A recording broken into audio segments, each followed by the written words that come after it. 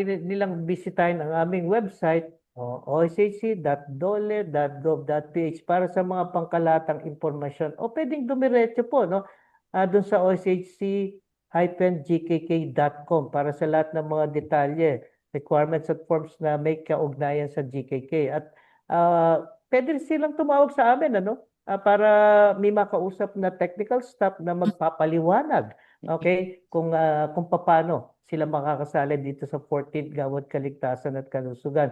Aktibo rin po ang aming Facebook page. I-search lang Occupational Safety and Health Center. Nagpo-post po kami rito rin ng mga updates, schedule ng free webinars at trainings. Maaari rin kayong mag-send ng message para sa inyong mga katanungan. Pwede pong tumawag. Ito po yung numero ng Occupational Safety and Health Center. 8929-6036 hanggang 39. Or you can send us your through email. You can ask us through email. Ang email po namin ay oed@oshc.dole.gov.ph. Lowercase puro maliliit na letra lang yan.